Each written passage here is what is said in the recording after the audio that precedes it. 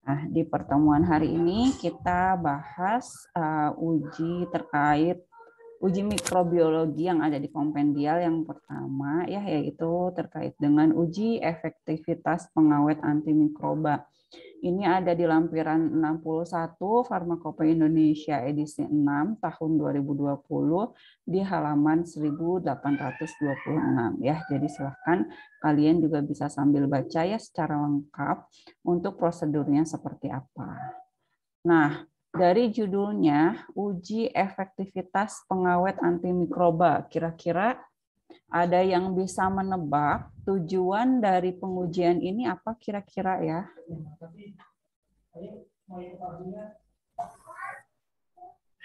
Silakan yang mau menjawab. Izin menjawab, Bu. Silakan Ihsan. Jadi tujuannya itu kayak apakah nanti si makanan atau minuman yang diawetkan atau sampel yang diawetkan ada kandungan mikroba di dalamnya setelah diawetkan atau enggak? Kalau terkait dengan, jadi apakah makanan, minuman yang ada itu mengandung mikroba atau tidak, begitu ya, yang diawetkan. Oke. Kalau terkait dengan itu nanti kita lihatnya uji ini ya, uji enumerasi mikroba ya, berapakah jumlah mikroba yang ada di dalam sampel. Nah, kalau ini ada kata-kata efektivitas pengawet. Nah, tadi belum tepat ya untuk mengarah ke sana. Nah, kalau ini ada kata-kata efektivitas pengawet antimikroba. Nah, jadi gimana nih? Kira-kira sediaan farmasi itu ada yang mau menjawab? Silahkan.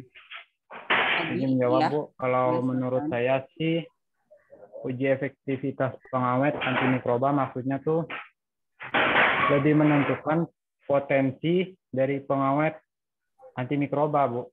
Untuk mengawetkan antimikroba, gitu maksudnya. Menentukan potensi dari pengawet antimikroba seberapa besar gitu efektivitasnya dalam mengawetkan antimikroba. Oke.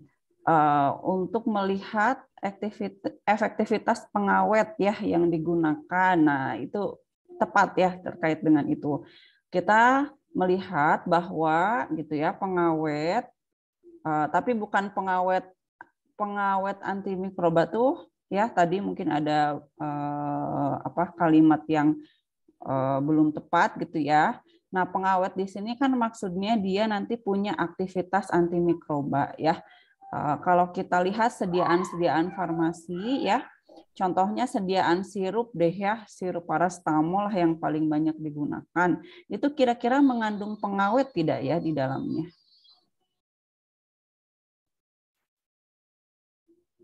Sediaan sirup gitu ya. Sediaan krim topikal.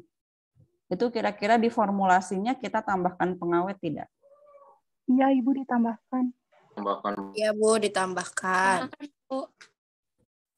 Ditambahkan pengawet ya. Kenapa kira-kira alasannya ditambahkan pengawet di dalam formulasi? Lebih tahan lama gitu. Agar lebih tahan lama, Bu. Agar lebih tahan lama. Kemudian alasan yang lainnya?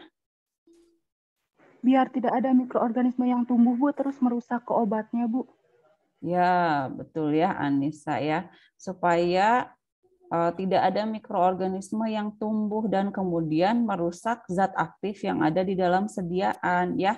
Contohnya sirup gitu ya. Sirup itu kan digunakan secara berulang ya. Kita kalau misalkan punya sirup paracetamol, biasanya anak-anak lah ya pakai sirup paracetamol, atau enggak dewasa sirup OBH gitu ya, sirup obat batuk. Sirup obat batuk tersebut kan kita tidak langsung konsumsi satu hari habis ya, digunakan secara berulang sampai berapa hari. Nah, ketika sediaan itu dibuka ya, kan ada udara yang bisa masuk ya, atau misalkan nanti bersentuhan dengan sendok, bersentuhan dengan lingkungan. Nah, itu lingkungan kan membawa mikroorganisme ya di dalamnya. Jadi bisa jadi sediaan yang kita punya tadi ya, sirup obat batuknya dia berinteraksi dengan lingkungan dan kemudian mikrobanya bisa tumbuh di dalam sediaan ya. Mikroba itu bisa tumbuh salah satunya adalah faktornya ada air di dalamnya ya. Jadi kalau misalkan sediaan-sediaan farmasi yang sifatnya itu penggunaannya multiple dose ya, yang sediaan dosis ganda seperti sirup gitu ya, kemudian mengandung air, pasti nanti kalian saat belajar formulasi itu ditambahkan pengawet ke dalamnya ya, supaya tidak terjadi pertumbuhan mikroorganisme yang kemudian bisa merusak kualitas dari sediaan kita, utamanya mikroorganismenya kalau merusak zat aktif ya. Kalau zat aktifnya sudah rusak ya nanti khasiatnya tidak ada ya, mungkin malah efek samping atau sisi keamanan atau toksisitasnya yang menjadi meningkat. Nah, hal tersebut tidak diinginkan ya. Jadi sediaan-sediaan tadi sediaan multiple dose dan kemudian sediaannya mengandung air ya, dipastikan dalam formulanya ada pengawet ya. Begitu juga sediaan steril ya, sediaan steril yang multiple dose itu ada di dalam formulasinya mengandung pengawet ya. Jadi kalau injeksi yang biasanya kita kemas dalam bentuk vial gitu ya, yang bisa beberapa kali digunakan, nah itu berarti formulanya pasti ada pengawetnya. Kemudian sediaan-sediaan non steril ya, pasti karena di dalam proses produksinya kan kita tidak menggunakan kelas bersih untuk produksi sediaan steril ya. Jadi itu kontaminasinya lebih tinggi, pasti di dalam formulasinya utamanya kalau sediaannya mengandung air itu ditambahkan pengawet di dalamnya ya. Pengawet di sini dia bekerja sebagai antimikroba ya, baik itu antibakteri ataupun sebagai antifungi ya. Nah, pengawet yang ditambahkan ke dalam sediaan tadi, kita akan uji apakah pengawet tersebut efektif untuk menghambat pertumbuhan mikroba atau tidak, gitu ya. Nah, kemudian syarat pengawet itu ya, dia harus ditambahkan dalam jumlah efektif seminimal mungkin ya. Jadi kita tidak boleh memberikan ya atau memasukkan formula konsentrasi pengawet itu terlalu tinggi ya. Sebisa mungkin dalam konsentrasi yang rendah dan itu sudah dinyatakan efektif untuk menghambat pertumbuhan mikroba yang ada di dalam sediaan. Nah, antimikroba ini ya, karena dia punya kemampuan untuk menghambat pertumbuhan suatu makhluk hidup, dalam hal ini mikroba, maka sifat dari antimikroba itu adalah semuanya toksik ya. Jadi harus seminimal mungkin untuk digunakan.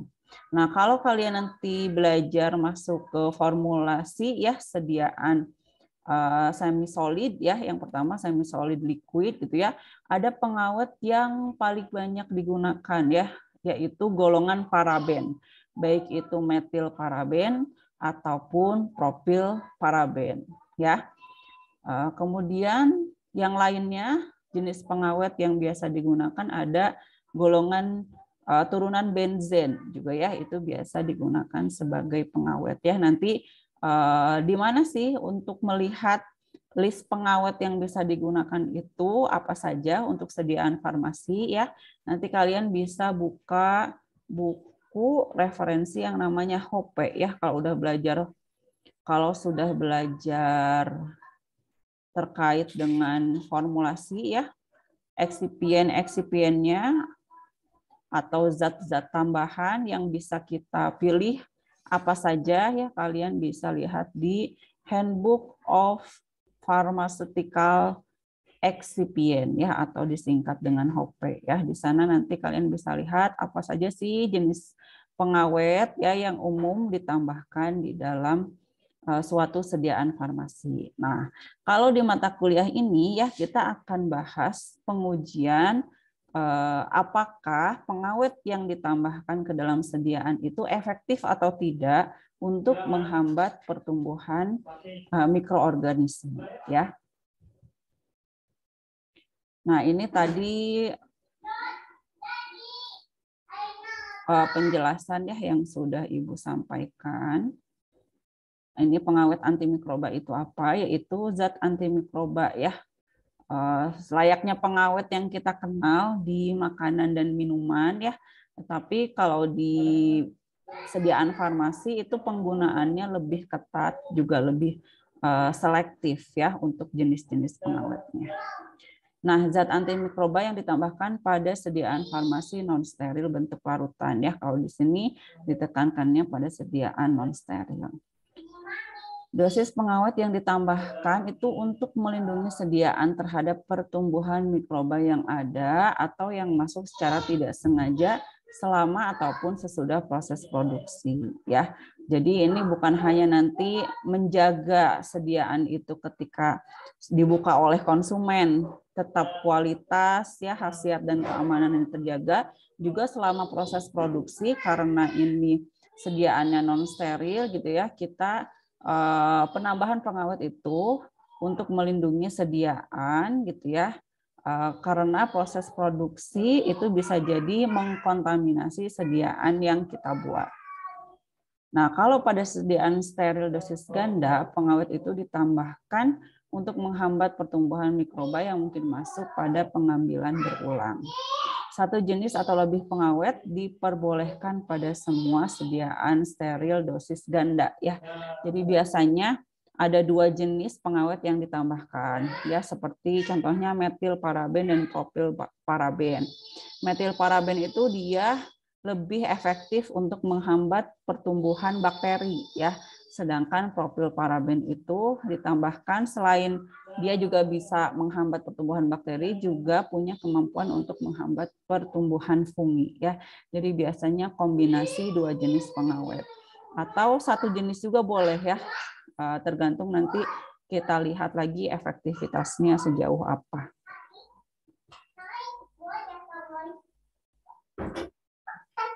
Kemudian pengawet tidak boleh digunakan sebagai pengganti cara produksi yang baik ya. Nah, kalau di bidang farmasi kan kita mengenal istilah suatu industri farmasi gitu ya harus mematuhi untuk proses produksinya itu berpedoman pada yang namanya CPOB. Cara produksi yang baik ya. Di CPOB itu diatur semuanya terkait dengan semua hal yang erat kaitannya dengan sistem produksi sediaan farmasi ya, dimulai dari bagaimana manajemen mutunya ya, kemudian nanti proses dokumentasinya seperti apa, untuk spesifikasi bangunan, SDM, kebersihan, air ya, segala hal itu diatur di pedoman yang namanya CPOB. Nah, di CPOB itu gitu ya sudah ditentukan berbagai jenis kriteria. Kemudian jangan sampai gitu ya penambahan pengawet itu digunakan untuk menyalahi aturan CPOB. Jadi misalkan kata CPOB-nya ini kelas untuk produksinya ya harus memenuhi kriteria ruangan A, B, C, D, E gitu ya.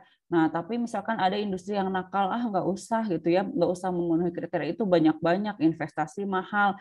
Yang penting kan kita lolos uji nanti untuk efektivitas pengawetnya lolos gitu ya, syarat mutunya lolos gitu ya. Kemudian ditambahkan aja pengawetnya dalam kadar yang cukup, nanti juga terkait dengan kualitas mikrobialnya terpenuhi misalkan gitu ya. Nah, itu tidak boleh seperti itu. Jadi CPOB-nya harus tetap dipenuhi ya. Kemudian juga mutu sediaan farmasi yang dihasilkan kemudian itu memang karena kepatuhan dari industri farmasi terhadap CPOB, juga penambahan pengawetnya gitu ya. Bukan bertujuan untuk yang penting produknya lolos QC saja gitu ya, tetapi memang produk tersebut layak ya untuk dipasarkan, memenuhi syarat kualitas, mutu dan khasiat. Kemudian ini ya, pada prinsipnya semua pengawet atau zat antimikroba itu dia bersifat toksik ya, karena dia punya kemampuan untuk membunuh sel makhluk hidup ya. Meskipun jenis selnya berbeda gitu ya, tetapi ada beberapa pengawet yang dia kalau dalam jumlah tinggi nanti bisa juga mempengaruhi sel manusia ya yang seharusnya dengan mengkonsumsi obat itu harusnya jadi sehat. Oh, ternyata kalau misalkan pengawet yang ditambahkan terlalu banyak bisa jadi sebaliknya ya. Selnya jadi rusak atau memicu kanker ya. Hal ini juga yang kemudian menjadi perhatian ya untuk industri makanan. Nah, kalau di industri farmasi kan regulasinya sudah sangat ketat. Nah, di industri makanan terkadang hal ini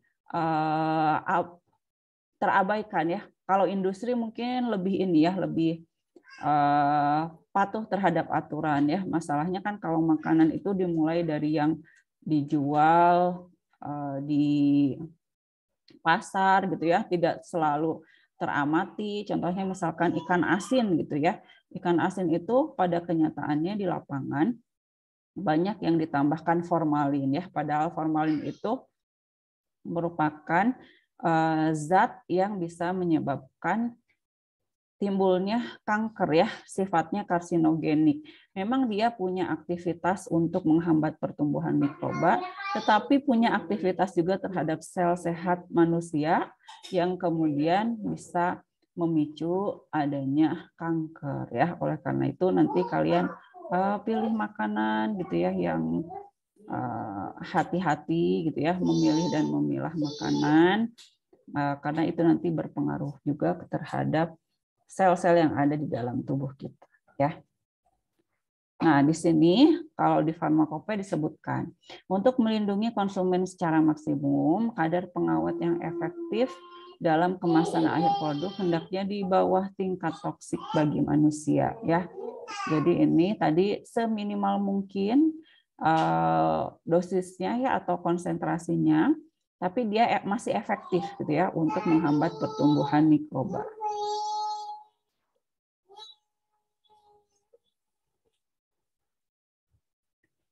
Kemudian efektivitas antimikroba ini ya, jadi pengawet yang kita tambahkan, seberapa efektifnya itu harus bisa ditunjukkan untuk semua produk dosis ganda berbasis air ya.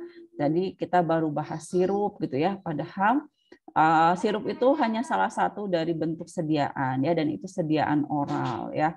Sirup berbagai jenis ya, ada sirup bentuknya larutan sejati, ada suspensi ya, ada emulsi ya. Nanti kalian belajar lebih lanjut terkait hal ini. Kemudian sediaan topikal juga ya yang mengandung air. Sediaan topikal yang mengandung air contohnya apa selain krim? Ada yang bisa menyebutkan sediaan topikal? Gel, Ibu. Salep, gel, Bu. Salep, Ibu. Salep sama pasta, Bu. Pasta, Ibu. Gel, Ibu. Krim, Bu. Ya, sediaan topikal.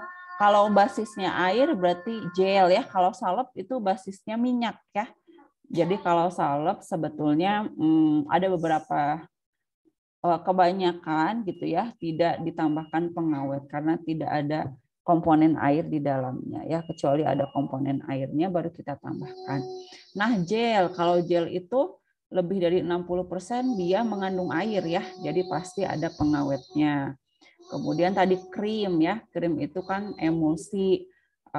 Berarti kalau emulsi kan ada kandungan minyaknya dan ada kandungan airnya. Kemudian lotion ya. Lotion juga sama, itu mengandung air. Kemudian kalau oral tadi berbagai jenis sirup ya. Kemudian sediaan lain juga yang mengandung air nih seperti tetes mata, tetes telinga ya. Nah, obat-obat tetes ini kan dia pasti untuk pelarut utamanya adalah air ya. Tetes hidung, cairan irigasi ya untuk pembersihan luka, cairan dialisis. Nah, ini merupakan sediaan farmasi berbasis air dan dia multiple dose ya, atau dosis ganda. Artinya dia penggunaannya berulang gitu ya, tidak satu kali langsung habis gitu ya. Nah, untuk pengujian, sediaan bentuk larutan dengan aktivitas air lebih dari 0,6. Jadi kalau misalkan kita punya sediaan farmasi, diukur aktivitas airnya itu lebih dari 0,6. Ini ada alat sendiri ya untuk menguji aktivitas air. Nilainya lebih dari 0,6 berarti dipastikan nanti ada pengawet di dalamnya dan harus kita uji efektivitas pengawetnya. Nah, karena kita akan melihat seberapa efektifkah pengawet yang ditambahkan, maka dalam pengujian tentu kita menggunakan mikroba tertentu ya. Mikroba tertentu yang digunakan ini disebutnya mikroba tantang ya. Beberapa spesies mikroba yang representatif ada di lingkungan dan kemudian kita gunakan, kita uji dalam prosedur ini ya untuk melihat apakah mikrobanya tumbuh atau terhambat pertumbuhannya ya, apakah nanti setelah sekian hari masa inkubasi gitu ya, jadi nanti mikroba ditambahkan sediaan, ditambahkan media, kita amati selama 28 hari selama rentang tersebut, apakah terjadi peningkatan jumlah mikroba atau sama saja atau penurunan jumlah mikroba ya. Nanti efektivitas itu nanti kita lihat dengan angka atau nilai seberapa banyak mikroba yang bisa dihambat pertumbuhannya dengan adanya pengawet di dalam sediaan farmasi tersebut.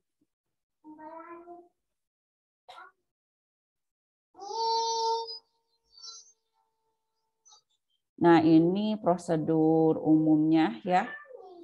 Di bagian farmakopea ada bagian ini terlebih dahulu. Lampiran ini dimaksudkan untuk menunjukkan efektivitas pengawet antimikroba yang ditambahkan. Pengawet antimikroba tersebut harus dinyatakan pada etiket ya. Jadi kalau nanti kalian lihat di etiket sediaan ya, harusnya kalau misalkan sediaan-sediaan sekarang gitu ya, kalau dia mencantumkan menambahkan pengawet di dalamnya ya, di etiket itu harus dituliskan. Kemudian untuk prosedur dan kriteria keberterimaan pada lampiran ini hanya berlaku pada produk dalam wadah asli bersegel yang didistribusikan oleh produsen ya. Jadi ini sediaan atau sampel yang diujinya gitu ya merupakan sampel yang telah selesai dalam proses produksi ya. Jadi di produksinya misalkan untuk sediaan oral seperti sirup gitu ya sudah masuk ke dalam kemasan primernya gitu ya. Kemasan primernya berarti ke dalam botol, kemudian ditutup sudah bersegel ya.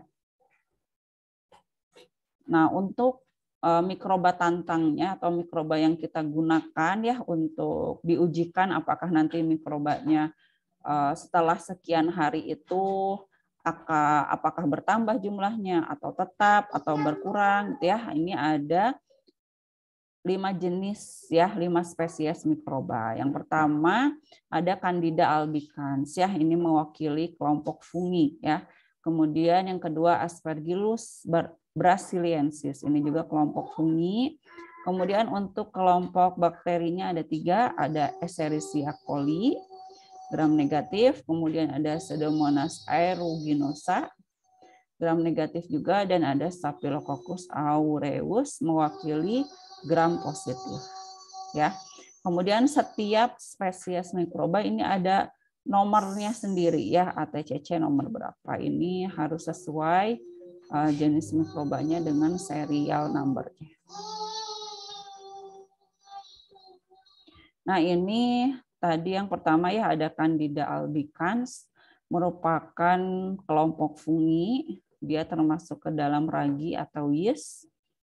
Dan Candida albicans ini merupakan fungi yang banyak berada di lingkungan ya. Kemudian di dalam tubuh manusia juga bersifat sebagai mikroorganisme komensal ya. Jadi memang biasa dijumpai di permukaan kulit ya, di saluran cerna, di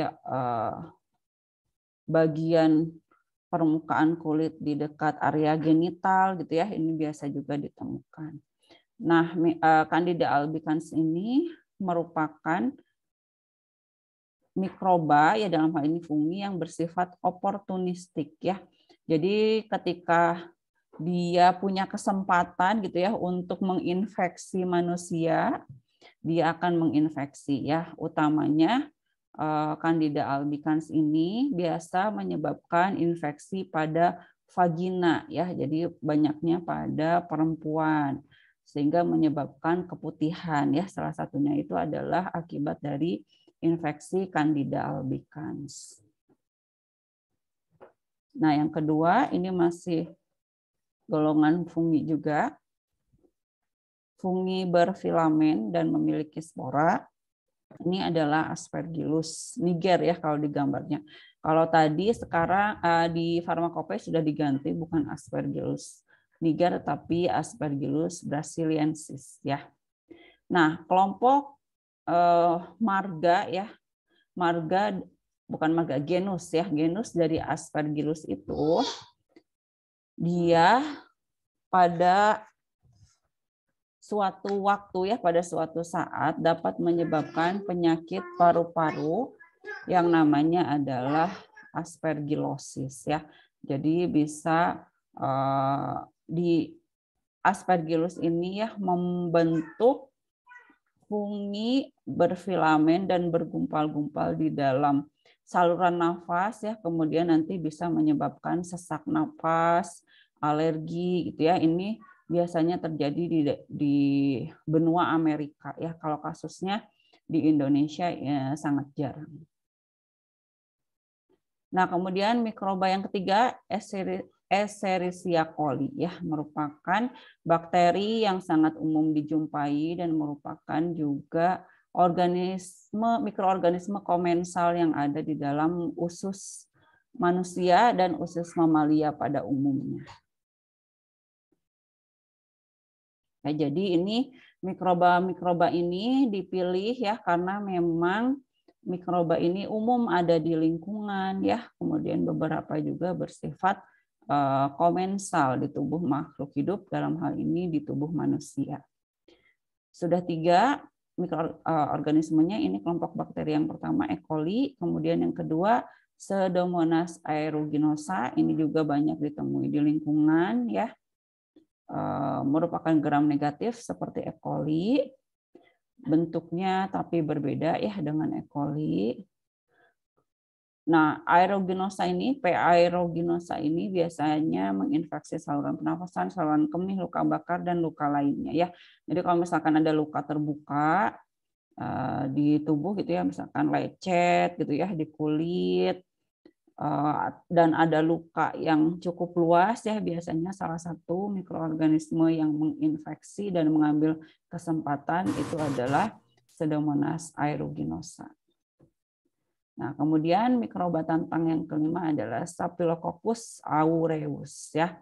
Staphylococcus aureus ini bakteri gram positif. Dia bentuknya bulat-bulat ya, kan kokus berarti bulat, kemudian stapilo membentuk gumpalan seperti anggur gitu ya, bertumpuk-tumpuk. Nah, ini merupakan bakteri komensal pada kulit ya, jadi umum ditemui di kulit.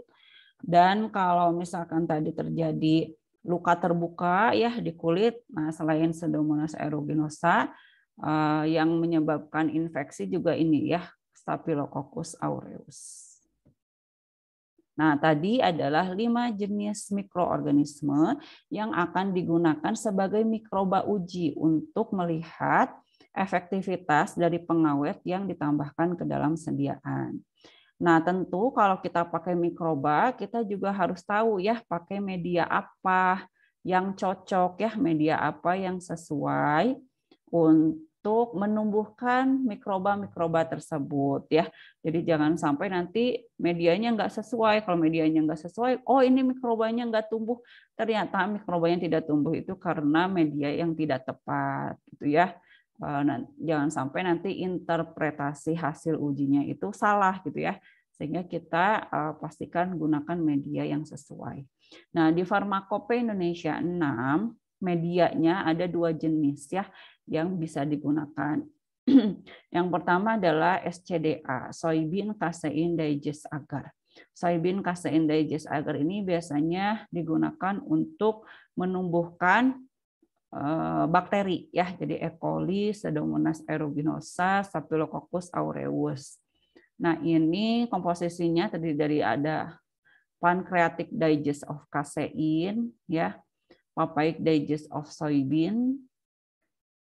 Jadi ini yang pertama dari kasein ya, kasein di digest direaksikan secara enzimatik pakai enzim-enzim yang ada di pankreas ya. Kemudian soybean papaic digest of soybean ini berarti kita pakai kacang kedelai ya, kacang kedelainya itu didigesti juga ya, direaksikan secara enzimatik pakai enzim dari pepaya, papain. Kemudian ada NaCl untuk pengatur tonisitas, kemudian ada agar dan ada air. pH akhirnya nanti di sekitar 7,3. Ya, kemudian ini komposisinya ya SCDA. Kalau kalau misalkan untuk penelitian ya atau prosedur rutin di QC-nya industri farmasi, nah ini sebetulnya tinggal beli langsung jadi ya, beli media SCDA sudah tersedia, jadi kita nggak usah nyampurin ini satu-satu sendiri gitu ya. Kemudian yang kedua ada SDA atau Suborowed dextrose agar. Nah, kalau Suborowed dextrose agar ini digunakan untuk menumbuhkan fungi ya seperti Candida albicans, kemudian Suborowed dextrose agar. Komposisinya ada dextrosa, mixture peptic digest of animal tissue and pancreatic digest of casein. 1:1 agar dan air ya. Ini pH-nya lebih rendah di sekitar 5,6. Kedua, media ini tentu harus disterilisasi ya supaya menghasilkan media yang steril.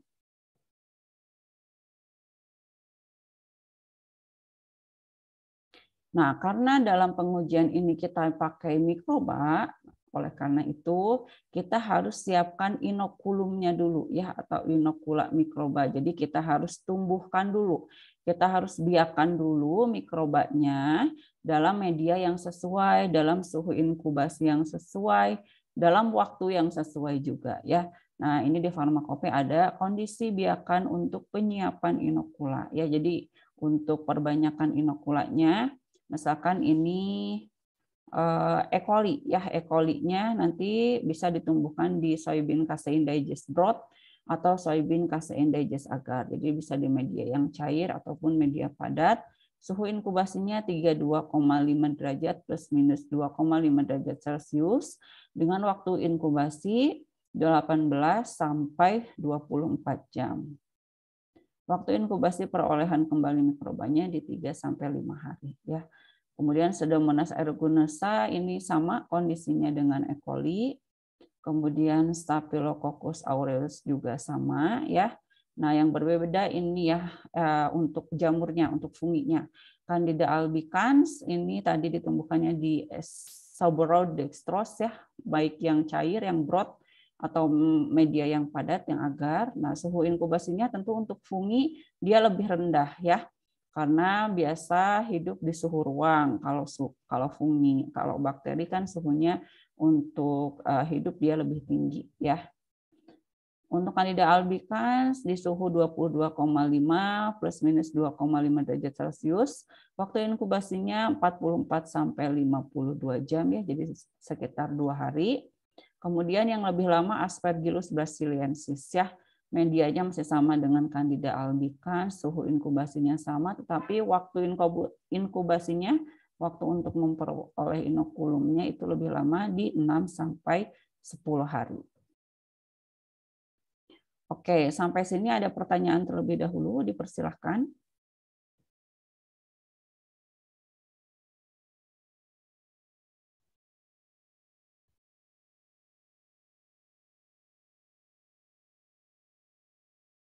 Belum ada, kalau belum ada kita lanjut ya.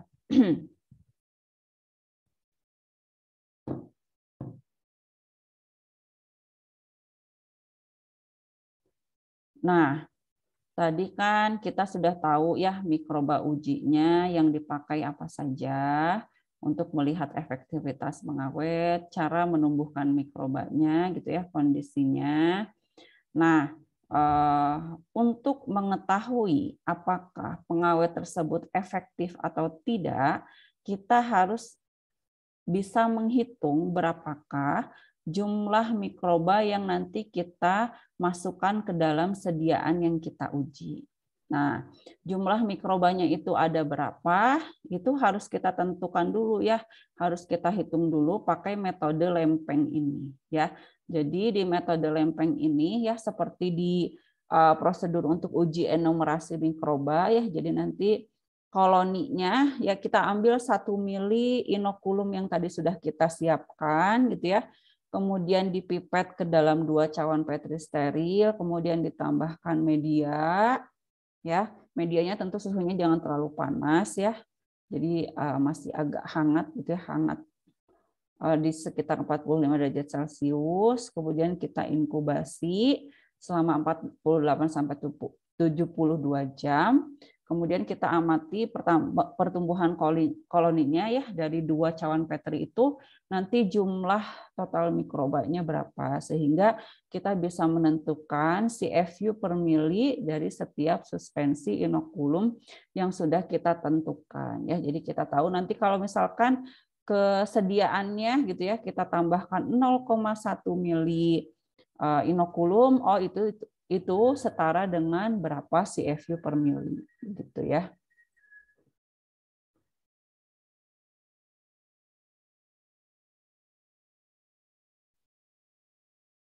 Nah, untuk tujuan pengujian di Farmakope Indonesia sediaannya dibagi menjadi 4 kategori ya. Ini di tabel 1 kategori sediaan. Kriteria efektivitas antimikroba untuk sediaan tergantung cara pemberiannya ya, sehingga ini dibedakan. Formulasi yang mengandung pengawet diharapkan dapat memenuhi standar efikasi minimal baik pada kemasan dosis ganda atau dosis tunggal. Nah, untuk kategori sediaannya ini ada 4 kategori ya. Yang pertama adalah untuk sediaan injeksi ya, termasuk sediaan parenteral lainnya, termasuk emulsi ya. Kan injeksi kalau contohnya injeksi intramuskular ya itu bisa jadi dalam bentuk emulsi ya, bukan larutan sejati. Kemudian sediaan tetes telinga ya, sediaan tetes hidung steril, dan sediaan tetes mata yang dibawa dengan dasar atau pembawa air. Jadi untuk kategori 1 ini adalah sediaan steril ya. Kemudian yang kedua, sediaan topikal yang dibuat dengan dasar atau pembawa air ya. Seperti sediaan tetes hidung non steril ya, karena tetes hidung itu ada yang steril, ada juga yang non steril.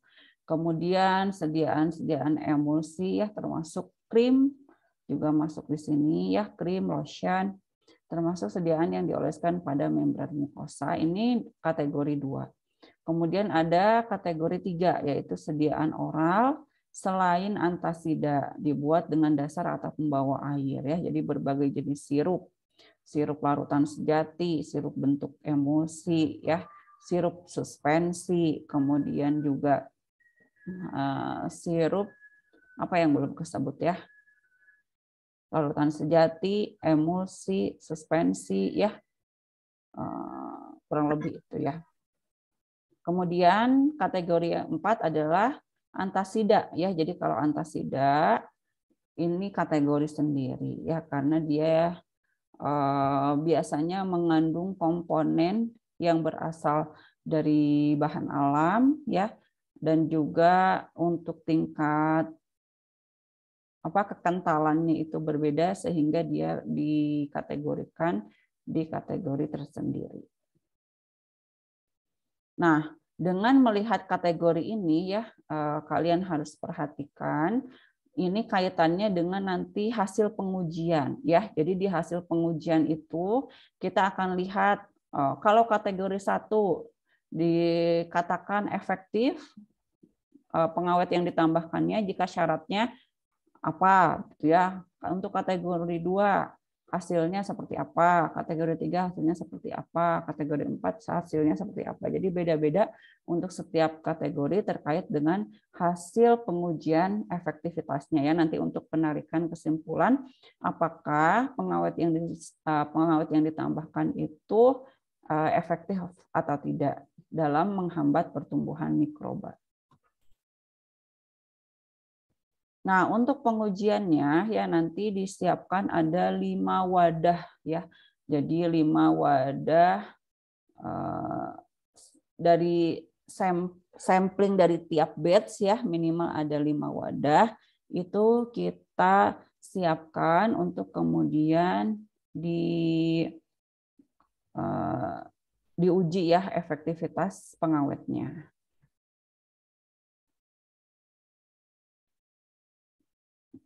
Jadi untuk yang pertama tadi adalah kita tentukan dulu ya mikroba yang akan kita gunakan dalam pengujian ini itu berapa kadarnya gitu ya, berapa jumlahnya, berapa CFU per miliknya ya. Kita tentukan dulu terlebih dahulu. Kemudian setelah ditentukan gitu ya, nanti kita bisa langsung menguji kesediaannya. Nah, dengan menggunakan penghitungan kadar koloni per mili, ya kan tadi kita ketahui misalkan mikroba ujinya per milinya itu 10⁵ CFU gitu ya per mili. Kita masukkan mikrobanya 1 mili ya, dicampur dengan sediaan, dicampur dengan media gitu ya. Nanti kita lakukan inkubasi terhadap sampel tersebut dan dihitung perubahan nilai kadar koloni per mili dalam log 10 untuk tiap mikroba pada interval pengujian ya. Nah, nanti yang dihitung adalah istilahnya log reduksi ya, yaitu perbedaan antara nilai log 10 koloni per mili kadar awal dalam suspensi dan log 10 koloni per mili yang bertahan hidup pada saat itu. Jadi contohnya misalkan awalnya gitu ya, kita memasukkan 1 mili gitu ya, 1 mili loh, jelek tulisannya ya. 1 mili mikrobanya ya ke dalam sediaan. Misalkan sediaannya ada di dalam, kita pindahkan gitu ya ke suatu tabung, dipindahkan, dan kita tahu di awal ini 1 mili, misalkan 1 mili E. coli gitu ya yang diuji. 1 mili E. coli ini dia setara dengan 10⁵ CFU ya. CFU. Nah, jadi kan di sini jumlahnya adalah 10⁵ CFU per mili. CFU itu apa? Masih ingat CFU? Singkatan dari apa?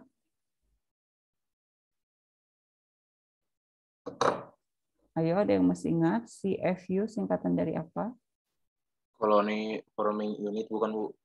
Ya, betul, Naufal ya.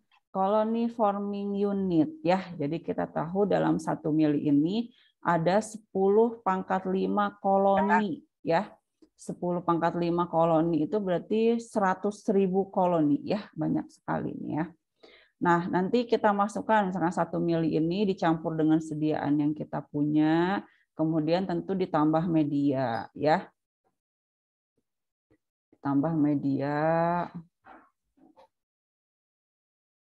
Nah, kemudian nanti kita, susah ya nulisnya di sini, tambah media. Nanti kita lakukan inkubasi ya, kemudian diamati. inkubasi di suhu tertentu, ya, di suhunya 22,5 plus minus 2,5 derajat Celcius. Setelah diinkubasi, nanti kita amati berapakah jumlah koloni yang masih ada gitu ya, jumlah bakterinya yang tadi sudah dicampur dengan sampel kita, dengan sediaan, dan juga dicampur dengan media, itu di hari ke-0 gitu ya, di hari ke-0, di hari ke-7, di hari ke-14, sampai di hari ke-28 kita tentukan jumlah bakterinya ada berapa gitu ya. Apakah tetap 10⁵ ataukah turun, kalau turun seberapa banyak, atau malah meningkat gitu ya.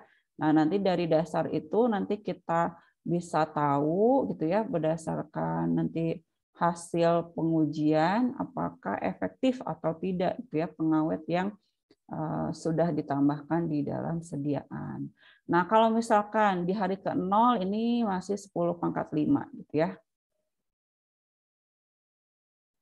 Nah, kemudian di hari ke-7 berkurang jadi 10⁴.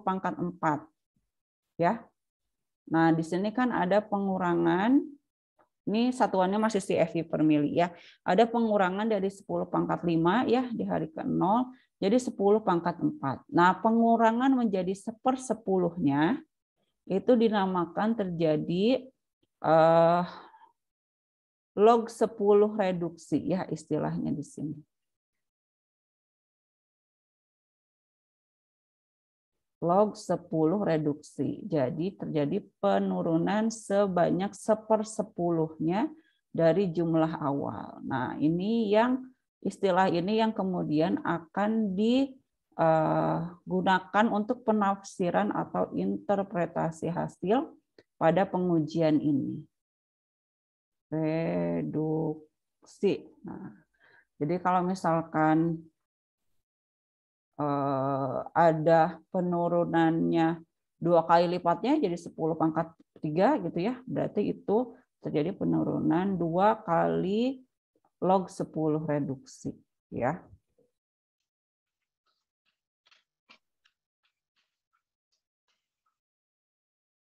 Nah, ini untuk pengujiannya.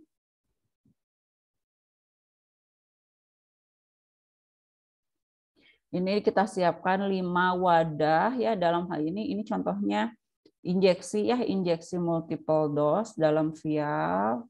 Kita siapkan 5 di sini. Kemudian ditambahkan salah satu mikroba uji ya. Jadi mikroba ujinya ini misalkan kita tambahkan dulu mau E. coli dulu, mau Pseudomonas dulu ya. Nanti tergantung di persyaratan di prosedur ujinya ya, kalau ini pakai mikroba jenis mana ya.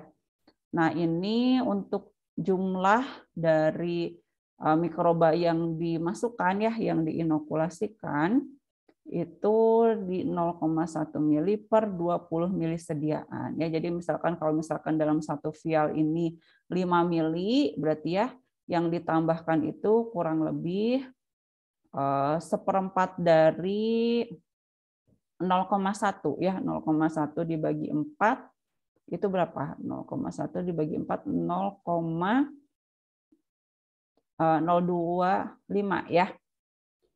0,025 mili yang dimasukkan. Nah, dan jumlah 0,025 mili itu harus setara dengan jumlah mikrobanya 10⁵ sampai 10⁵ CFU per mili ya.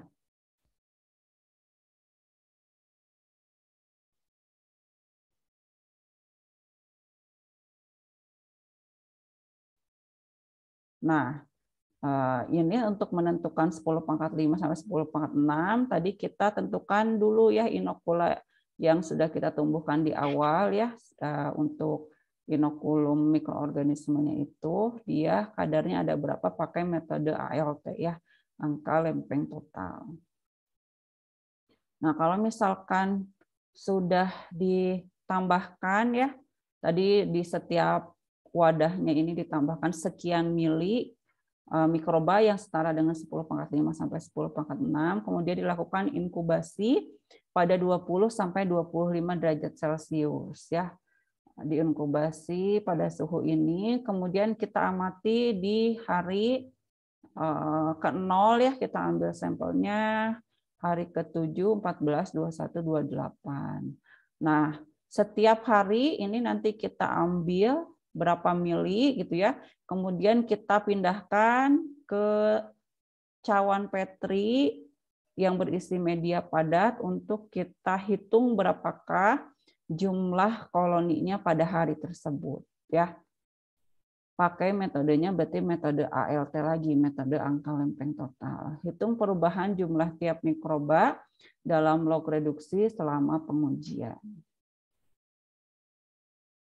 Nah, gitu ya. Jadi diinkubasi, dicampurkan antara sampel dengan sampel berarti sediaan farmasinya dengan mikrobanya.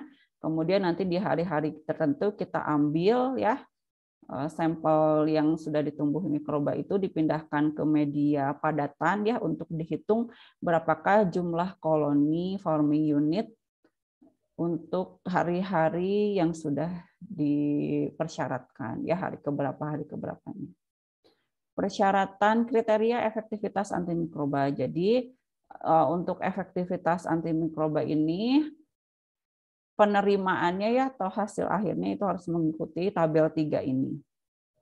Kemudian tidak terjadi peningkatan lebih dari 0,5 log 10 unit terhadap nilai mikroba awal. Jadi kalau misalkan awalnya tadi 10⁵ gitu ya, CFU per mili ya, setelah beberapa hari diuji tidak boleh meningkat lebih dari 0,5 log 10 dari tadi.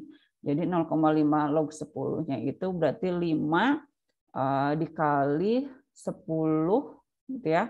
5 dikali 10⁵ ya, tidak boleh lebih dari itu.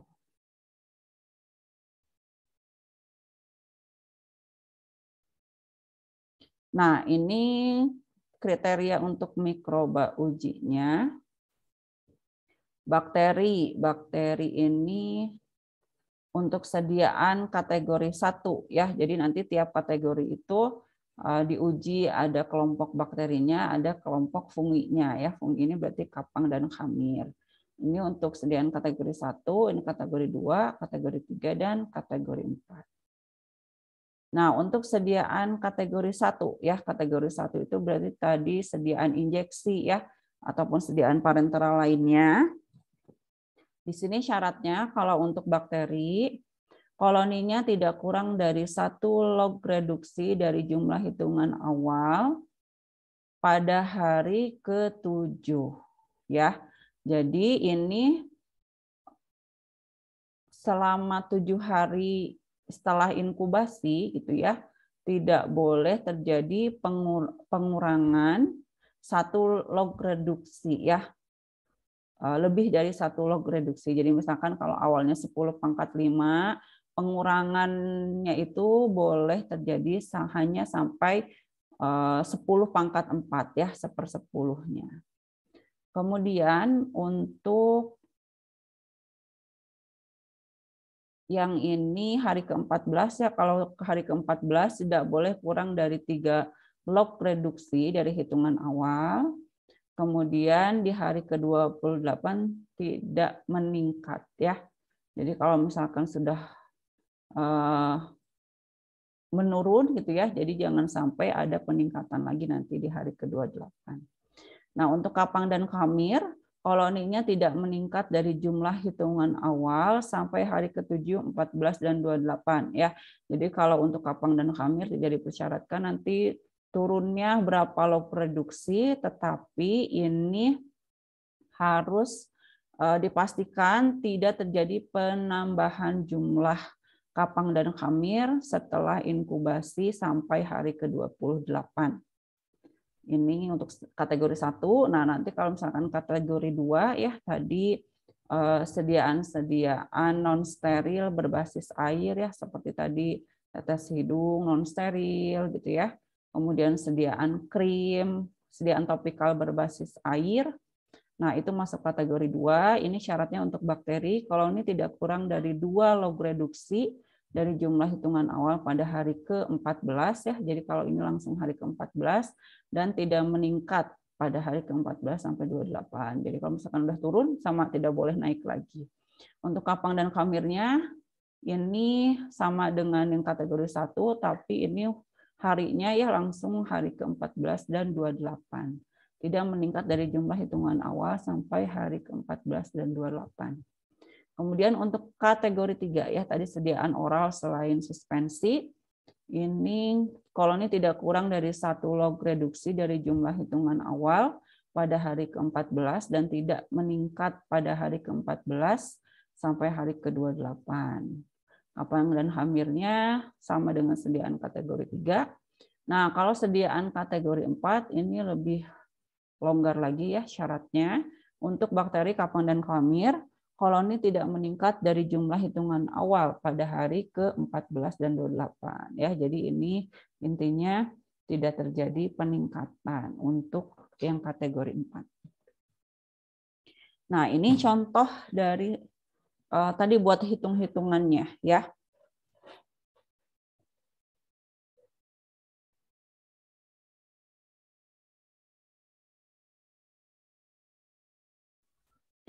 Contohnya ini ada krim ya, sediaan farmasi berupa krim hidrokortison dengan konsentrasi 1% ya. Dan di krim tersebut ditambahkan pengawet dalam formulasinya ya.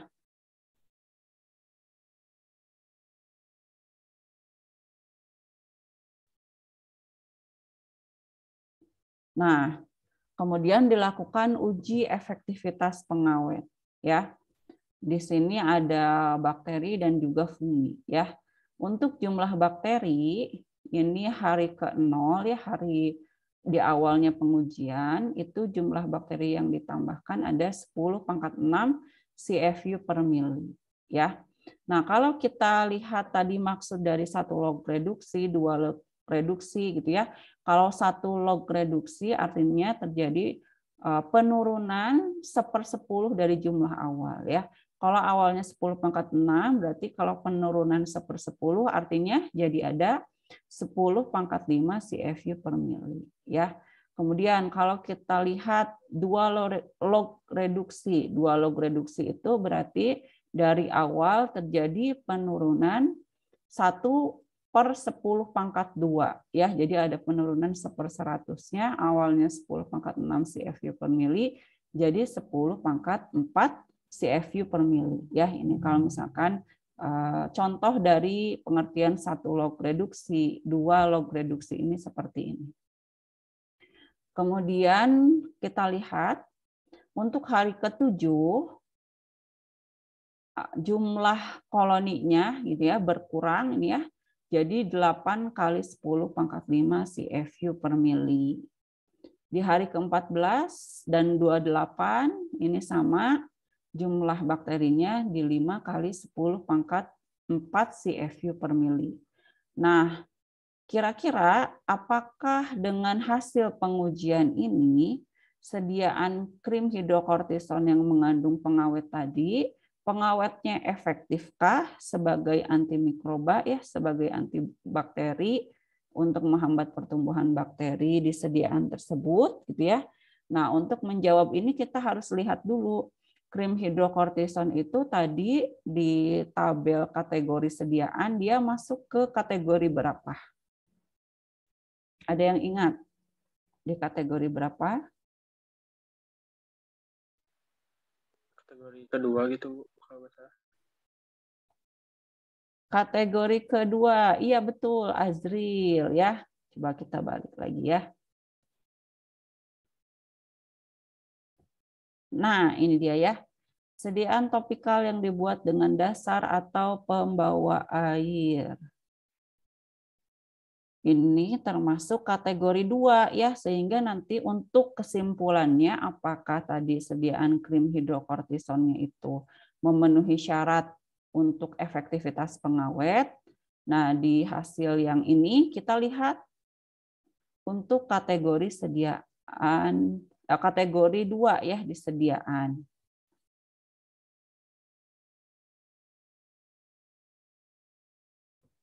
Nah, untuk kategori 2 ini, untuk bakterinya tadi kita langsung bisa amati untuk hari ke-14 ya. Hari ke-14-nya itu tidak kurang dari 2 log reduksi dari hitungan awal. Nah, tadi hitungan awalnya kan 10 pangkat 6.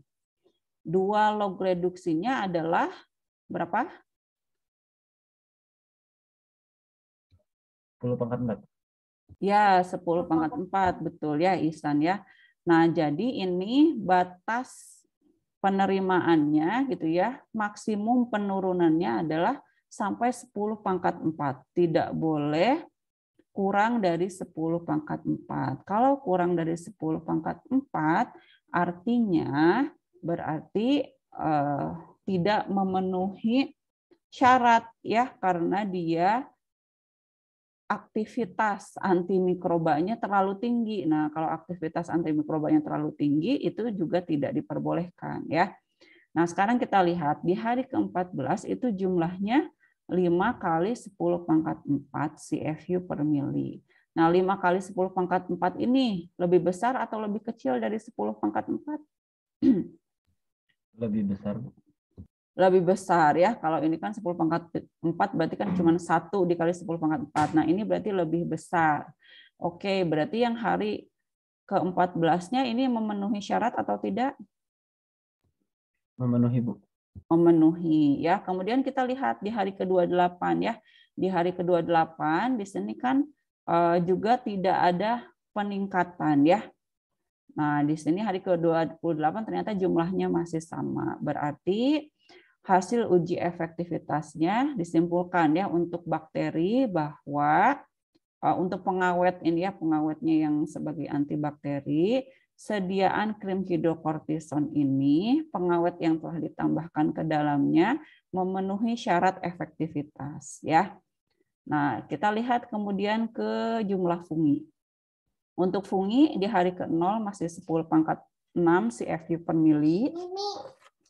Kemudian di hari ke-14 dan 28 ini jadi 10, ini tetap ya 10 pangkat 6 CFU per mili. Nah, tadi di sini kategori 2 untuk funginya ya kapang dan kamir ini tidak terjadi peningkatan ya dari hitungan awal. Jadi ini juga masih sama sehingga kita dapat simpulkan bahwa sediaan krim hidrokortison ini pengawetnya memenuhi kriteria ya, efektif sebagai antimikroba baik untuk antimikrobanya untuk bakteri ataupun antimikrobanya sebagai antifungi ya.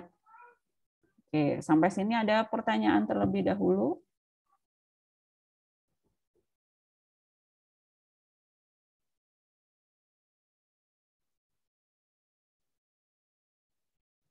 Kalau tidak ada, kita lanjut ke uji sterilitas ya.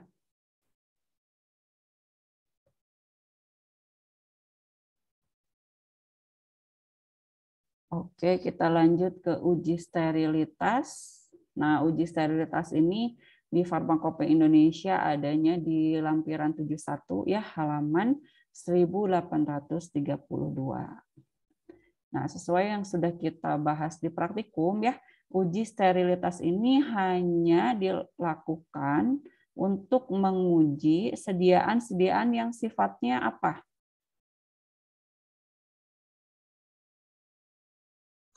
Steril. Ya, Nesa, betul ya, hanya untuk sediaan steril saja. Jadi kalau sediaan non steril itu tidak perlu dilakukan uji sterilitas ini ya. Contoh sediaan steril ada apa? Tetes mata, Bu. Injeksi. Iya, betul ya, injeksi ya, kemudian tetes mata ya, tetes hidung, beberapa tetes hidung itu ada yang steril. Kemudian juga untuk sediaan topikal ya, ada sediaan topikal yang harus steril seperti salep mata ya, salep mata itu dipastikan harus merupakan sediaan yang steril.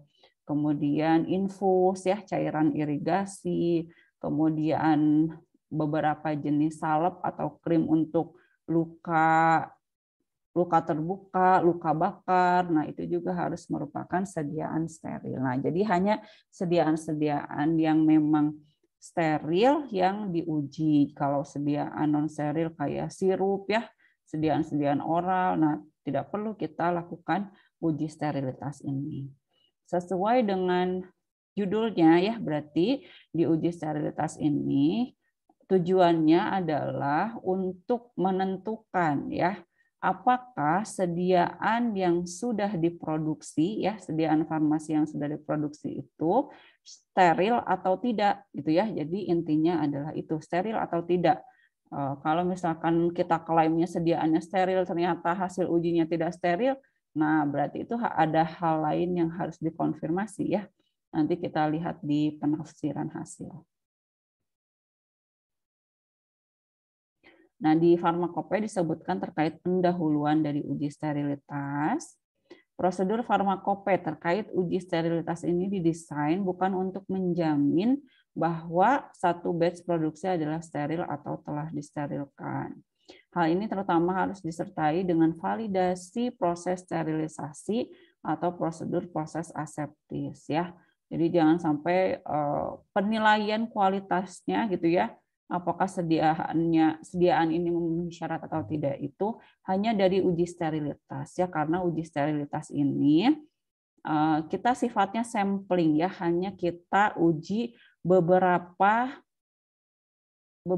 sediaan ya, misalkan kalau misalkan kita satu kali produksi itu 1000 vial gitu ya. Nah, yang diuji sterilitas kan nggak semuanya ya, kita sampling beberapa saja gitu ya. Sehingga industri farmasi harus memastikan bahwa dalam proses produksi sediaan sterilnya itu dilakukan validasi proses sterilisasinya gitu ya. Kemudian untuk kelas kebersihan ya, kelas untuk produksinya juga memenuhi syarat. Dilakukan pemantauan lingkungan terkait dengan jumlah mikroba, jumlah partikel yang ada di dalam ruangan, kemudian prosedur proses aseptisnya itu juga dilakukan validasi ya. Pengujian uji sterilitas ini digunakan untuk bahan sediaan alat sesuai dengan farmakope yang dipersyaratkan harus steril ya. Jadi bukan hanya sediaan, bahan pun yang harus steril ya, harus diuji sterilitasnya. Alat, nah alat-alat kesehatan ya banyak yang harus steril, itu juga harus diuji sterilitasnya. Hasil yang diterima menunjukkan bahwa tidak ada kontaminasi mikroba ditemukan dalam sampel di bawah kondisi pengujian. Pengujian sterilitas ini dilaksanakan pada kondisi aseptis ya. Untuk mencapai kondisi tersebut, lingkungan harus dibuat sama seperti ketika uji sterilitas dilakukan. Tindakan pencegahan untuk mencegah kontaminasi tidak boleh mempengaruhi mikroba yang ada dalam pengujian. Kondisi pekerjaan ketika uji dilakukan dimonitor secara berkala dengan melakukan sampling yang sesuai pada area kerja dan kontrol yang sesuai. Nah, kemudian karena kita mau menguji apakah di dalam sediaan yang kita klaim steril tadi itu memang steril atau tidak, maka kita harus menambahkan media ya ke dalam sediaan tersebut ya, untuk tujuannya tentu untuk melihat kalau misalkan di dalam sediaan itu ada mikroba, nanti mikrobanya bisa terdeteksi tumbuh atau tidak ya, teramati keruh atau tidak medianya begitu. Nah, media yang digunakan itu ada dua ya, ada dua alternatif. Yang pertama adalah media cair tioglikolat ya. Waktu praktikum kemarin pembahasan ya, kita kan menggunakan ini media cair tioglikolat ini untuk pertumbuhan bakteri anaerob termasuk juga mendeteksi bakteri aerob. Kemudian ada juga pakai SCDM ya, soybean casein digest medium. Ini untuk pertumbuhan kapang dan bakteri aerob ya. Jadi untuk yang bakterinya pakai tioglikolat, yang kapangnya dan juga beberapa bakteri aerob pakai SCDM. Untuk suhu inkubasinya, kalau media tioglycolat itu di 30 sampai 35 derajat Celcius, sedangkan SCDM di 22,5 derajat Celcius plus minus 2,5. Ya, ini komposisinya bisa dilihat ya, lebih kaya atau lebih banyak komposisi dari media cair tioglycolat. Nah, sebelum dilakukan uji sterilitas terhadap sediaan yang akan kita uji, kita lakukan dulu tahapan, ada 2 tahapan yang harus dikerjakan ya. Yang pertama adalah uji sterilitas media. Nah, ini kita lakukan pengujian terlebih dahulu apakah media yang kita gunakan steril atau tidak ya.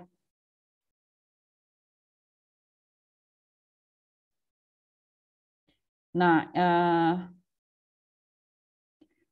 media yang diuji sterilitasnya ini dilakukan inkubasi selama 14 hari ya. Jadi cukup panjang untuk waktu inkubasinya dan hasilnya tidak boleh ada pertumbuhan mikroba untuk meyakinkan bahwa media yang digunakan itu benar steril.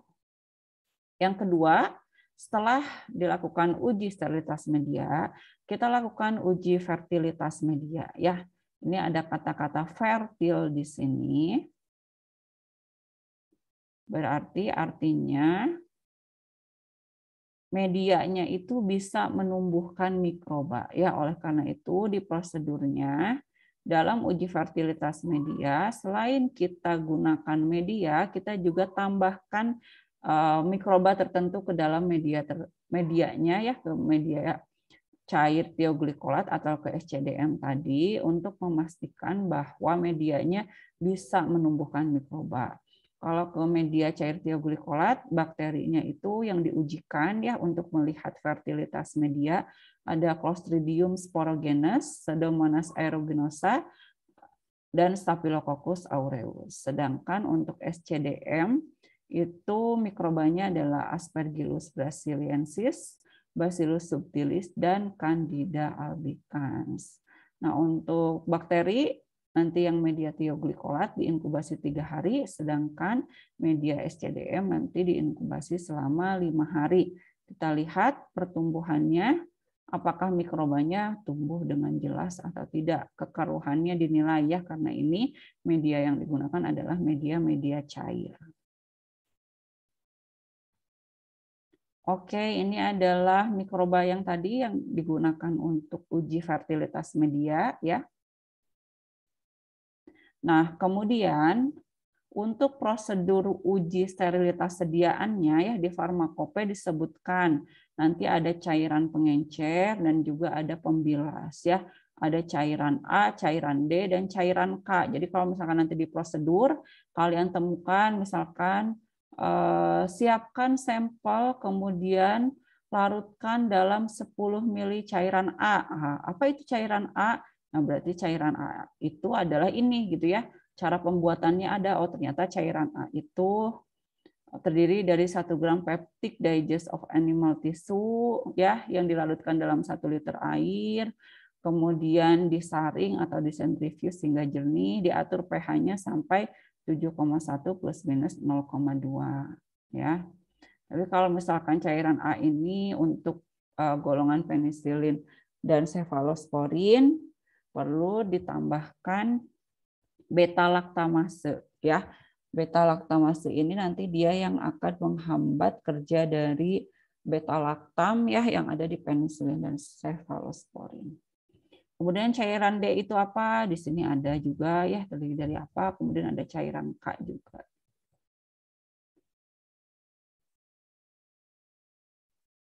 Nah, kemudian tadi seperti yang sudah Ibu sampaikan gitu ya, kalau misalkan dalam 1 kali produksi kan di industri farmasi itu langsung banyak gitu ya, misalkan ratusan ampul ya, ratusan vial hasil dari industri dalam 1 batch gitu ya.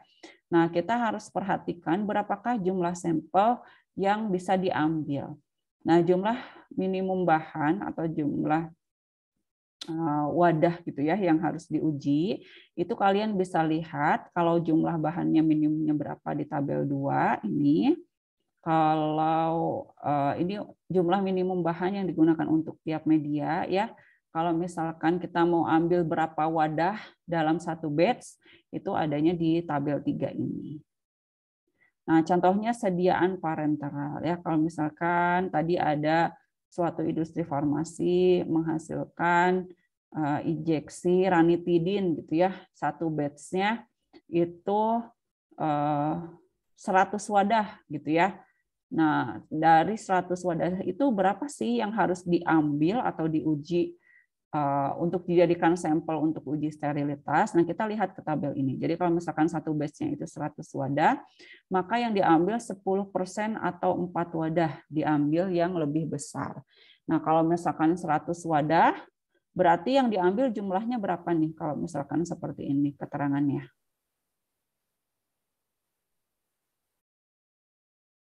10% dari 100 berapa tuh? 10, Bu. 10, Bu. 10. Nah, pilihannya hanya 10 atau 4, tapi diambil yang lebih besar. Jadi kita ambil berapa wadah untuk diuji sterilitas? 10. Ya, diambil 10 ya. Ini juga ngambilnya nanti random ya. Nah, kan sisanya yang lain tidak diuji sterilitasnya ya. Oleh karena itu, industri farmasi harus menjamin selama proses produksi ya dari awal hingga akhir itu memang bisa menjamin sterilitas dari semua sediaan yang sudah dihasilkan ya. Nah, kalau misalkan jumlahnya dalam satu batch itu lebih dari 100 tetapi tidak lebih dari 500 wadah, contohnya 300 gitu ya, satu batch itu produksi 300 wadah, 300 ampul, 300 vial gitu ya. Maka yang diambil cukup 10 ampul atau 10 vial yang itu kemudian diuji sterilitasnya. Kalau lebih dari 500 wadah, nah berarti 2%-nya atau 20 wadah. Kalau yang ini diambil jumlah yang lebih kecil. Untuk sediaan volume besar ya seperti infus ya, itu parenteral dengan volume besar, volumenya di atas 300 ml dalam satu kemasan. Nah, itu berarti yang diambil 2% atau 10 wadah diambil yang lebih kecil. Nah, ini baru sediaan parenteral aja ya, injeksi gitu ya, berbagai jenis injeksi.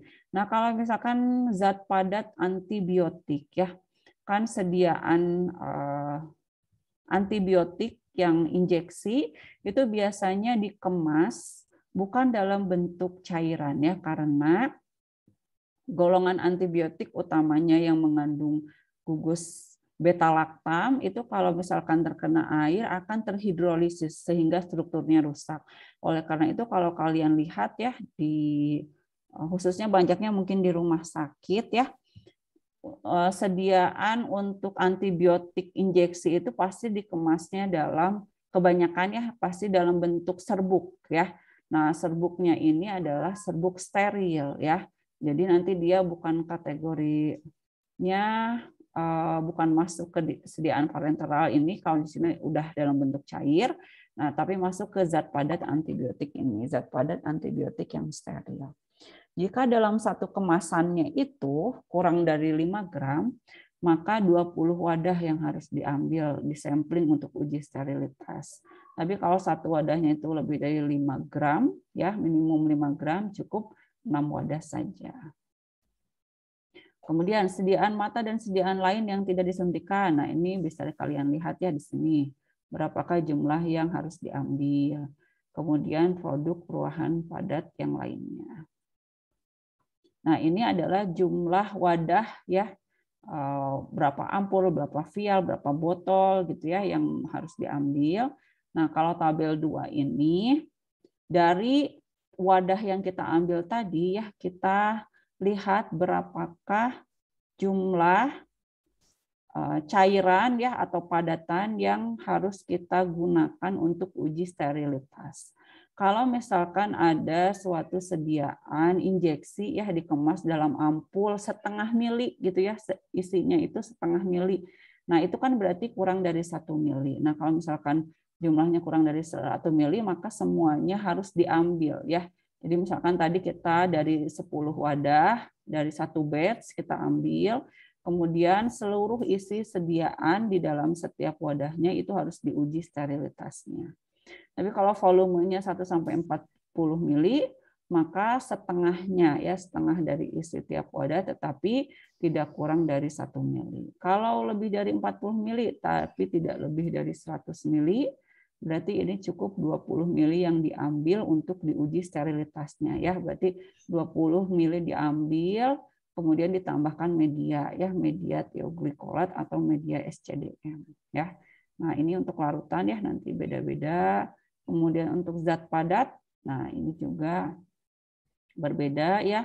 Kalau zat padatnya dalam satu wadah itu kurang dari 50 mg, berarti seluruh isi tiap wadah harus diuji sterilitasnya. Tapi kalau lebih besar dari 5 gram, di sini cukup 500 mg. Kemudian benang bedah ya, pembalut atau kapas perban ya. Perban-perban steril yang sering kalian temukan ya kalau beli di apotek, itu juga diuji ya sterilitasnya. Dan untuk samplingnya itu per kemasannya minimum 100 mg. Tapi kalau misalkan benang bedah, benang sejenis yang dikemas untuk penggunaan sekali pakai, ini seluruhnya misalkan kita per kemasannya itu 1 gulung ya, 1 gulungnya itu ya yang harus diuji. Kemudian alkes lainnya seluruh alatnya gitu ya, misalkan jarum suntik gitu ya. Jadi dimulai dari, bukan jarum suntik atau ya, berarti bilangnya apa? Spuit gitu ya. Jadi si spuitnya itu dan jarumnya semua harus terendam oleh media untuk kita ketahui apakah nanti steril atau tidak ya. Jadi ini bukan hanya sediaan farmasi, tapi berlaku juga untuk bahan baku yang steril dan juga alat-alat kesehatan. Nah, untuk uji sterilitas sendiri, metodenya ada 2 ya, seperti yang sudah kita bahas di praktikum. Ada penyaringan membran dan ada inokulasi langsung. Nah, kalau penyaringan membran berarti, masih ingat prosedurnya seperti apa? Waktu itu ditayangkan di video ya, kalau tidak salah. Gimana prosedurnya kalau uji sterilitas pakai penyaringan membran?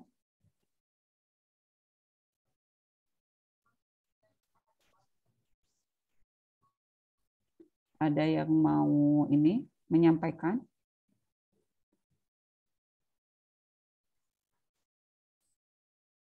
Misalkan kita tadi punya injeksi ranitidin ya, injeksi ranitidin dalam kemasan ampul. Nah, injeksi ranitidin ini dia merupakan bentuk sediaannya larutan sejati ya. Berarti produk larut air mau kita uji sterilitasnya pakai penyaringan membran. Nah, prosedurnya bagaimana caranya?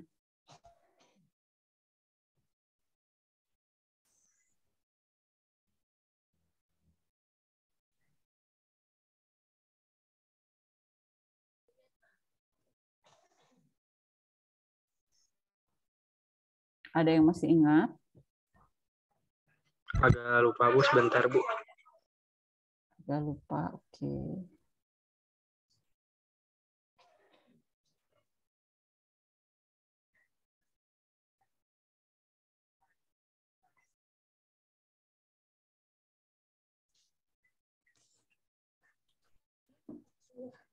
Ya, jadi Bu. Ya, silakan. Untuk proses penyaringan membran ini yaitu dilakukan dengan memisahkan 2 campuran atau lebih komponen tanpa menggunakan panas. Komponen-komponen akan terpisah berdasarkan ukuran dan bentuknya. Dengan bantuan tekanan dan selaput semi-permeable, hasil pemisahan ini berupa bagian dari campuran yang tidak melewati membran. Begitu, Bu. Oke, ya intinya berarti, ya terima kasih Yasmin ya. Jadi intinya kita gunakan membran ya, yang kemudian syarat membrannya itu dia harus bisa menahan mikroorganisme yang ada di dalam sediaan ya. Jadi nanti sediaannya ya kita saring pakai membran ini, ya. Membrannya itu ukurannya di sekitar 0,45 mikrometer, ya, ukuran segitu. Dengan ukuran tersebut, ya, dia bisa menahan mikroorganisme, ya. Jadi nanti sediaannya, ya, komponen yang terlarut di dalam sediaannya akan melewati membran, sedangkan mikroorganismenya akan tertahan di membran. Jadi nanti membrannya yang kemudian kita masukkan, ya, kita inokulasikan atau kita ujikan ke dalam media tioglikolat ataupun ke dalam media SCDM, ya. Jadi kalau di sini membrannya yang kita uji kemudian, ya, karena harapannya tadi membrannya sudah menahan mikroorganisme, ya. Nah, kalau misalkan cara inokulasi langsung, berarti untuk cara ini sampel sediaannya, ya, kita tentu dilarutkan dulu, ya, atau kalau sudah dalam bentuk terlarut bisa langsung ditambahkan ke dalam media, ya, untuk melihat nanti ada mikroorganisme yang tumbuh atau tidak, ya. Nah, kalau sekarang di Farmakope Indonesia dan di USP, ya, serta kebanyakan farmakope, untuk uji sterilitas ini lebih diprioritaskan kita pakai cara penyaringan membran, ya. Jadi menahan mikroorganisme supaya tidak melewati membran, dan membrannya yang kemudian kita inokulasikan atau kita uji ke dalam media untuk mengetahui apakah nanti ada pertumbuhan mikroorganisme atau tidak.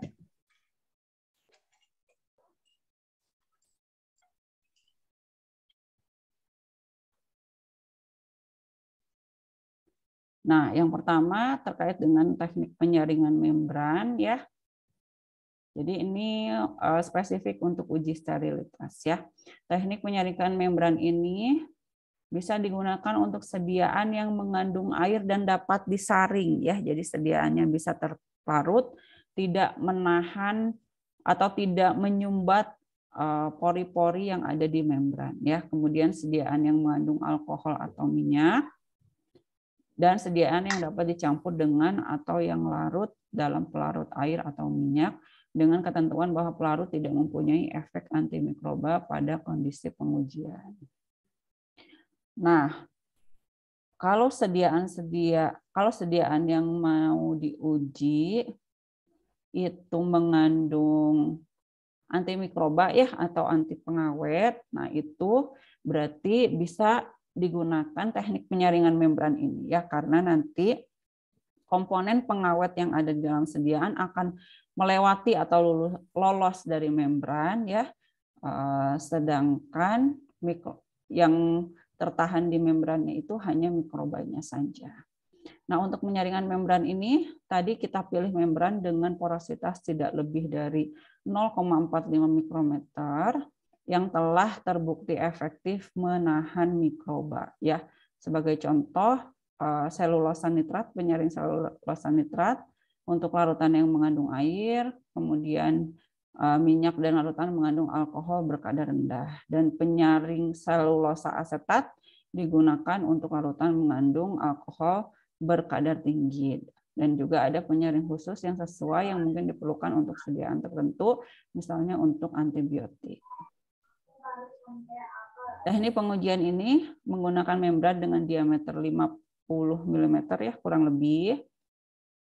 Jika berarti 5 cm, ya, sekitar 5 cm. Jika digunakan penyaring dengan diameter yang berbeda, volume larutan pengencer dan pembilas harus disesuaikan.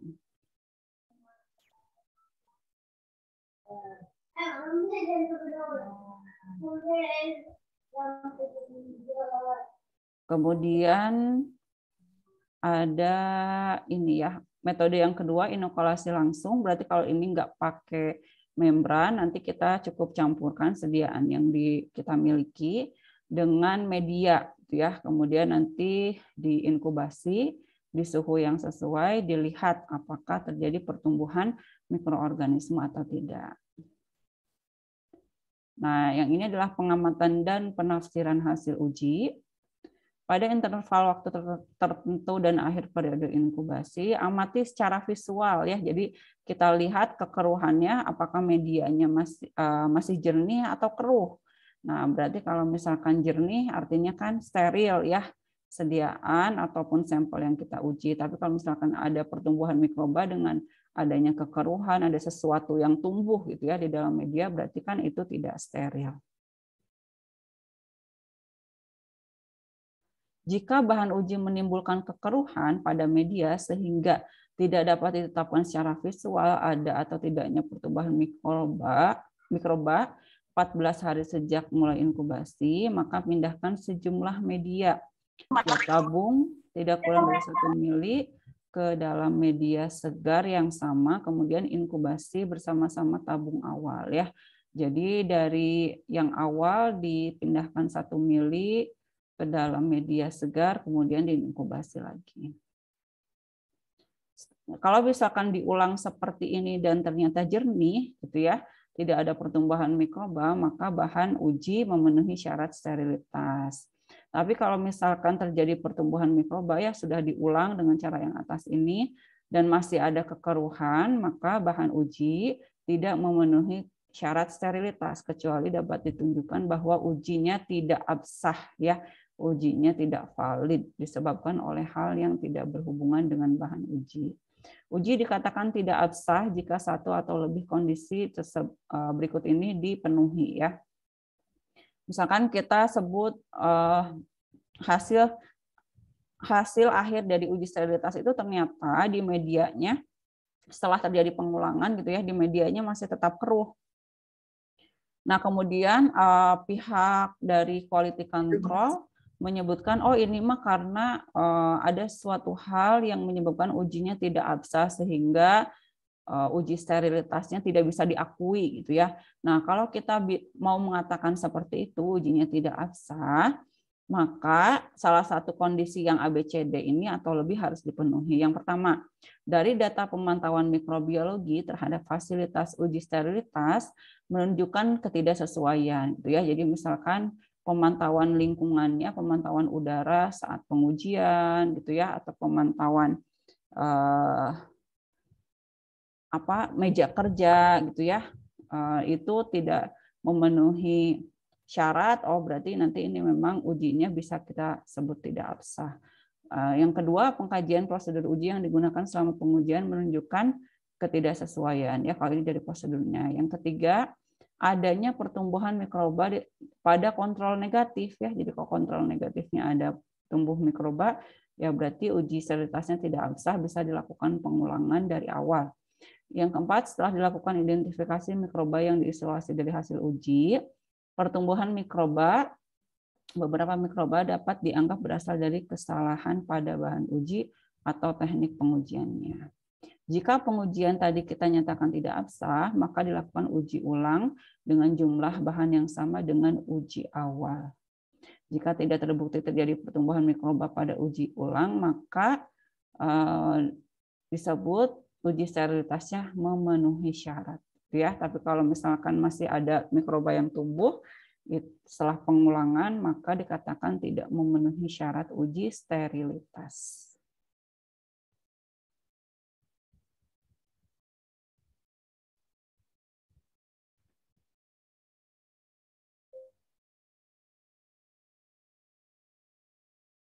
Oke, untuk videonya sebentar ya, Ibu tampilkan lagi.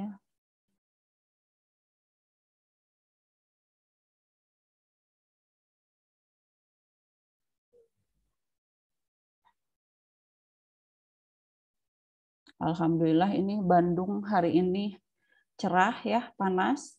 Gimana ini di rumah masing-masing? Cerah juga tidak? Cerah, Bu. Alhamdulillah. Cerah, Bu. Ini yang ngekos seneng ya, jemurannya kering ya kalau nyuci ya.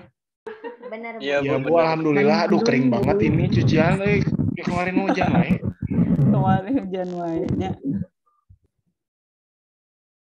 Oke, mana ya videonya sebentar.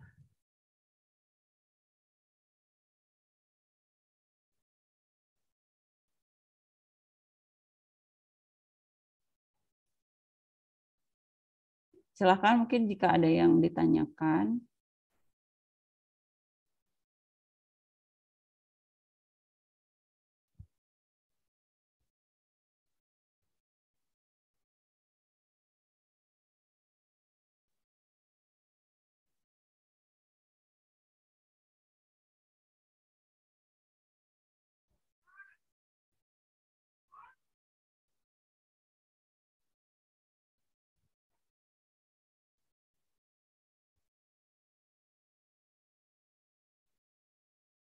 Bentar, nah sudah ketemu ya.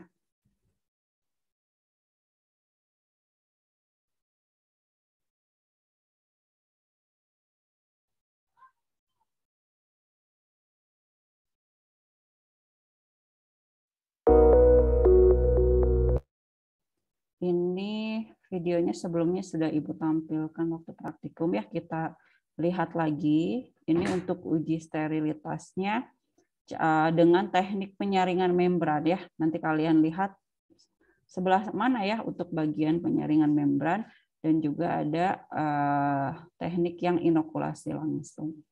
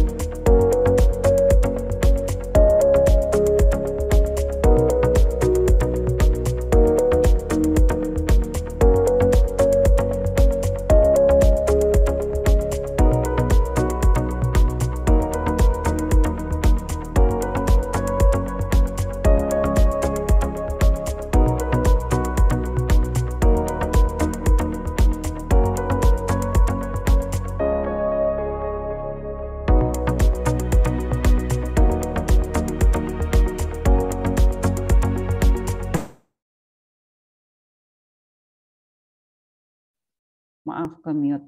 Nah, tadi di sini jadi di industri farmasi gitu ya, secara rutin itu melakukan pemantauan mikroba terhadap lingkungan ya. Tadi ini ada ya di sini microbiological monitoring of the area ya. Nah, nanti diambil sampling di meja ya pakai cawan Petri yang sudah mengandung media agar ya untuk ditentukan berapakah jumlah bakteri yang ada di meja gitu ya. Kemudian nanti di sebelah sini ini ada juga alat ini nanti untuk mengambil sampel udara ya. Di sini nanti kita bisa tahu kualitas udaranya itu di area ini mengandung berapa mikroba gitu ya dalam satu kali sampling oleh alat ini ya. Jadi pemantauan areanya itu terkait dengan berapa jumlah mikrobiologinya secara rutin dilakukan.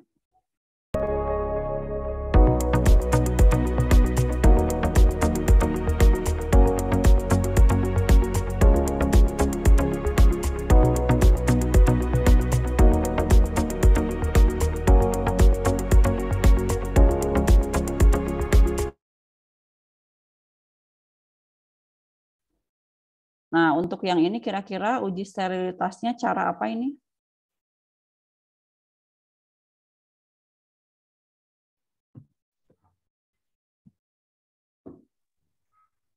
Inokulasi langsung bukan, Bu? Inokulasi langsung. Ya, betul ya, inokulasi langsung. Jadi sampelnya langsung dicelup nih ya ke dalam media uji sterilitasnya, ke media tioglikolat dan media SCDM ya.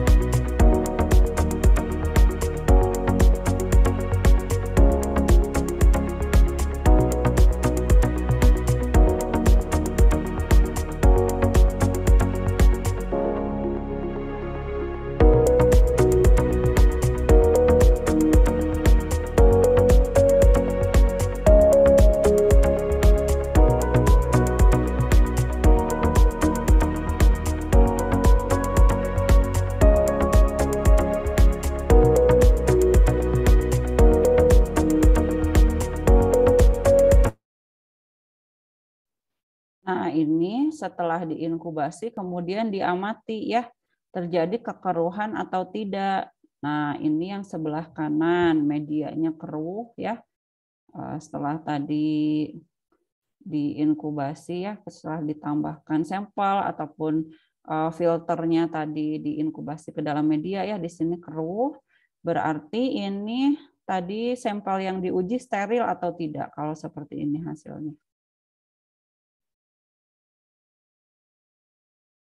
Yang sebelah kanan. Tidak, Bu.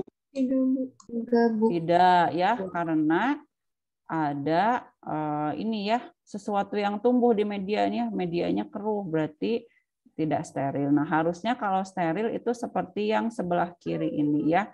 Yang sebelah kiri ini medianya tetap jernih. Kalau misalkan tetap jernih berarti memang steril gitu ya. Sampel yang sudah diuji tadi. Ya, jadi uji sterilitas itu sebetulnya simpel ya. Nanti kita lihat aja panduan di Farmakope, apakah menggunakan cara filtrasi membran atau pakai inokulasi langsung gitu ya. Kalau misalkan sampel kita masih dalam bentuk serbuk ya, di Farmakope juga ada cara di bagian lampiran uji sterilitasnya bagaimana cara melarutkan sediaan serbuk ya, sediaan mengandung minyak ya, atau bentuk-bentuk sediaan lainnya.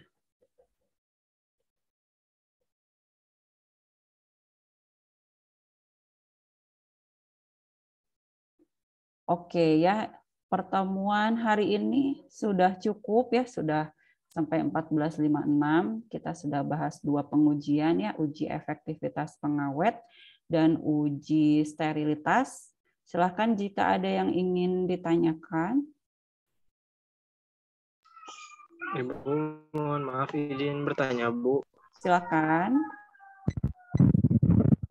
Ini terkait suhu saat inkubasi. Tadi ya. kan beberapa media diinkubasi di suhu yang berbeda gitu, Bu. Ada yang di suhu 22 sekian derajat Celcius, ada yang di suhu 30 sampai 37 derajat Celcius. Nah, terus ada di ini, Bu, tadi tuh di inkubasi apa gitu lupa, kurang lebih ya ada tanda kurang lebih 2,5 derajat Celcius. Nah, itu teh apa, Bu? Itu tuh di suhu di samping suhu inkubasinya. Jadi teh kalau biasa teh 37 derajat Celcius kurang plus lebih minus. Ya, plus minus. Itu teh maksudnya gimana? Ya, oke. Terima kasih Azril ya, terkait pertanyaan pertama untuk suhu inkubasi ya. Nah, suhu inkubasi ini kan tujuannya adalah kita menumbuhkan mikroorganisme sesuai dengan yang seharusnya ya, secara normal. Nah, kalau untuk bakteri ya, kelompok bakteri secara umum itu suhu pertumbuhan optimumnya di atas dari suhu ruang ya. Jadi sekitar 30 derajat Celcius ke atas. Bahkan untuk bakteri-bakteri yang sifatnya patogenik ya, yang biasa menyebabkan infeksi pada manusia itu berkisar di 37 derajat Celcius ya, sama seperti suhu tubuh manusia untuk inkubasinya, untuk bisa tumbuhnya gitu ya. Nah, kalau bakteri secara umum tadi sudah divalidasi untuk penggunaan pengujian di Farmakope di sekitar 35 derajat Celcius ya. Nah, kalau untuk fungi, fungi ini dia suhu optimum pertumbuhannya adalah di suhu ruang ya, kecuali beberapa fungi yang sifatnya patogenik. Dia bisa menyebabkan infeksi di manusia, biasanya suhu pertumbuhan optimumnya lebih tinggi ya, sehingga waktu suhu inkubasinya lebih tinggi. Tapi secara umum fungi secara keseluruhan itu di sekitar 20 derajat Celcius ya untuk suhu pertumbuhannya. Nah, tadi kalau untuk fungi, kalau di Farmakope inkubasi di suhu 22 derajat Celcius plus minus 2,5 ya. Plus minus ini berarti artinya rentang dari suhu untuk inkubasinya adalah kurang dari 22,5 dikurangi 2,5 gitu ya, atau 22,5 ditambahkan 2,5 derajat Celcius. Jadi itu adalah rentang suhu untuk inkubasinya ya. Jadi kalau misalkan mana tadi slide-nya ya. 22,5. Nah, yang ini ya, ntar Ibu share lagi ya. Dan langsung di Kotret ya.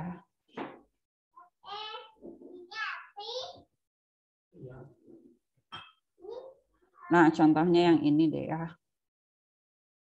Kan untuk media SCDM, karena ini tujuannya adalah menumbuhkan jamur ya, di mana jamur ini suhunya rata-rata di suhu ruang. Nah, di sini 22,5 plus minus 2,5 berarti artinya rentang suhu inkubasinya adalah 20 derajat Celcius ya sampai 25 derajat Celcius ya. Nah, jadi ini dari mana 20? 20 itu berarti 22,5 dikurangi 2,5 ya.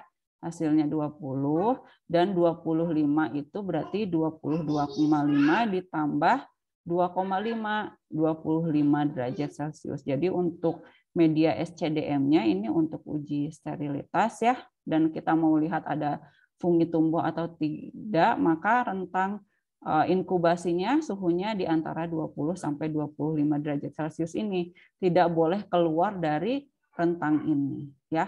Kalau di sini kalau yang thioglikolat ya untuk menumbuhkan mikroba sudah ada rentangnya 30 sampai 35 derajat Celcius. Gitu ya Azril. Jadi ini terkait dengan rentang, kalau ada plus minus berarti itu rentang yang bisa digunakannya itu plus berapa dan minus berapa dari angka awalnya, kurang lebih seperti itu ya. Ya, baik Bu. Berarti misalnya si funginya bisa tumbuh di suhu 20 sampai 25 derajat, tapi optimum gitu Bu. Optimum tumbuh pada suhu 25 derajat Celcius. Tadi yang akhirnya kurang jelas Azril, mohon maaf. Rentang suhunya itu 20 sampai 25 derajat Celcius. Nah, itu si funginya bisa tumbuh, tapi tumbuh lebih optimum itu pada suhu 25 derajat Celcius ya Bu ya. Ya, di rentang tersebut dia masih bisa tumbuh optimum. Kalau di luar rentang itu pertumbuhannya tidak optimum. Jadi kita tidak bisa menilai kekeruhannya nanti setelah inkubasi gitu. Ya. Terima kasih Bu. Ya, sama-sama. Oke, kemudian untuk hari ini presensinya silahkan mengisi form berikut ya. Ibu buka sampai pukul 15.15 ya.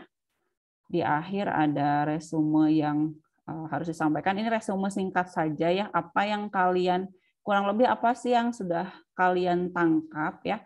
Apa saja yang sudah kalian pahami terkait materi hari ini ya, sebagai evaluasi juga.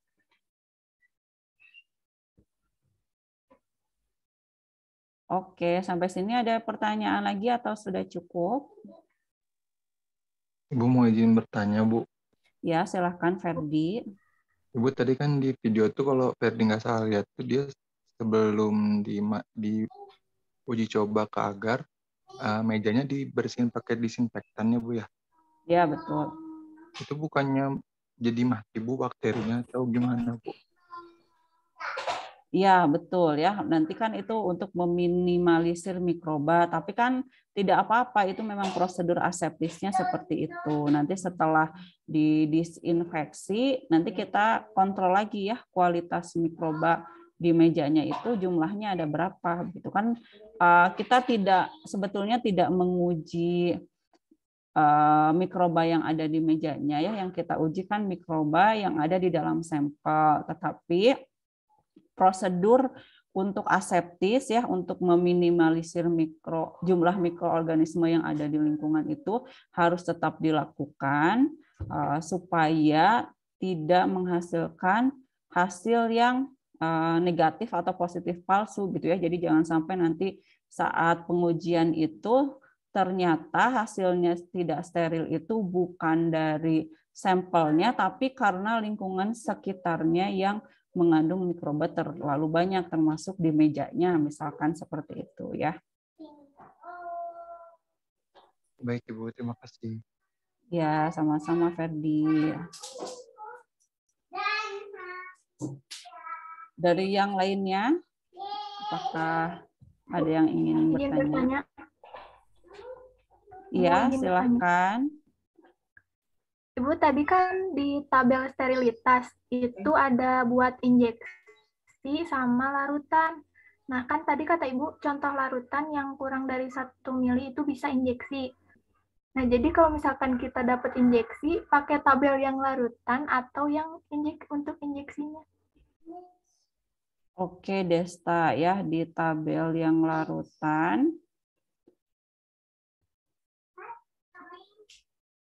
Bentar ya.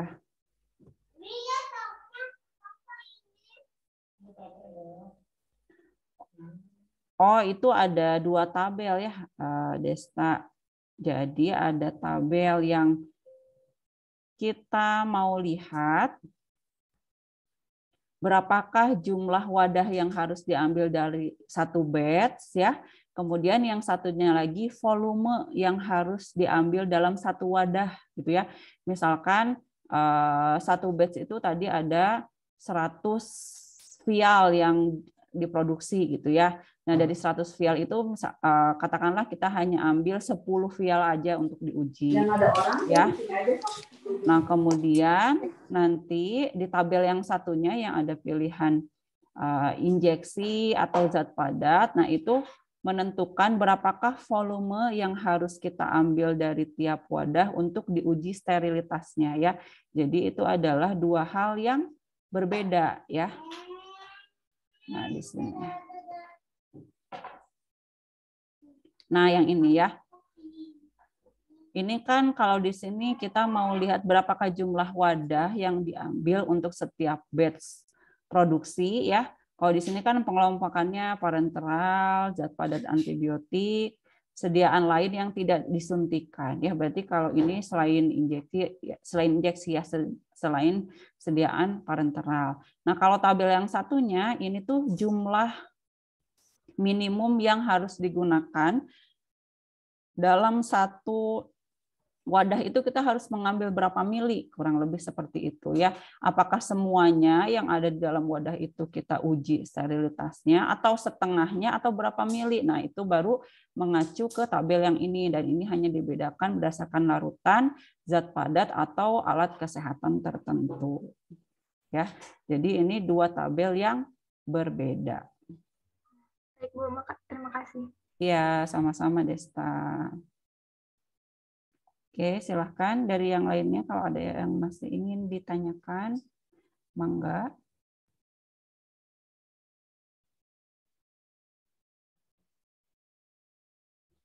Oke, sebentar lagi akan sholat asar ya. Kalau tidak ada yang ingin bertanya lagi, mari kita tutup kuliah hari ini dengan hamdalah dan doa akhir majelis. Alhamdulillahirabbil alamin. Subhanakallahumma wa bihamdika asyhadu an la ilaha illa anta astaghfiruka wa atubu ilaik. Ya, terima kasih untuk semuanya. Ini khususnya yang bertahan on kamera ya. Ada Azril, Ahmad Nur Alif, Siti Reza. Loh, jadi pada muncul ya. Aditya juga tadi on, Alaida, Neng Yuliani, Ihsan, Nesa ya. Regita ya, dan semuanya ini banyak ya, alhamdulillah di sini. Semoga ilmunya bermanfaat ya. Kita jumpa lagi di pertemuan selanjutnya. Selanjutnya itu mau membahas terkait validasi dan sampling ya. Nah, kemungkinan